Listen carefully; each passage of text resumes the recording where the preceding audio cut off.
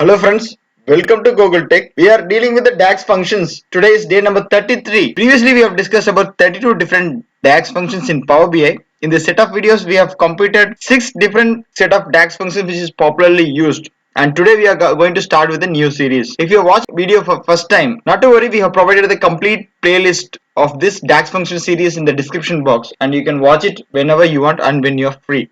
And also we are requesting you to provide your valuable feedback to us upon our video so that we can improvise and deliver a quality of video whichever format we are requesting for. Let's start with the session. So as we mentioned in the very first video, we have mentioned what are the 8 different popular function types used in Power BI. The first one which we have dealt is date and time functions. Here in this date and time functions, we also had different set of sub functions as well. Whichever is categorized under date and time functions, we have covered the most important ones whichever is needed. The second one is about information functions.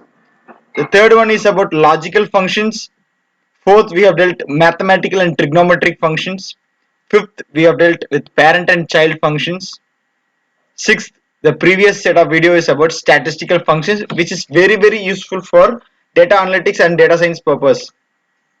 So now we have completed this 6 successful videos, and then each category we have dealt almost 5 or 6 important DAX functions. And then today we are starting with a new series of DAX functions called text functions. What are the subcategories available in text functions? And the very first one which we are going to deal with is on today. We are requesting you to not skip this video till the end so that you will not miss any single piece of information and you will understand the complete DAX function without any flaws. Let's start with the session. So text function, for the very first which we are going to deal today is blank function. What is this blank function written? How it is working in our Power BI DAX? We are going to deal it today. And moreover, we are giving the written explanation for each and every DAX functions in our blog page, which links is also provided in our description box. You can go ahead and you can read it for your theoretical purpose as well. And if you want this particular Power BI dashboard which we are currently working and using it for the all the functions which we have dealt, please write your query to our email address so that we can send it this Power BI dashboard to you so that you can access it and you can keep it for your future reference. Let's start with the today's session. So I have created a new page for text functions. So very first which we are going to deal is a blank one. So you can see hierarchy 2 table, we don't have any other values. So I'm going to create a new column which is with the name of blank. So I'm going to name it as BLNK, which is equal to blank.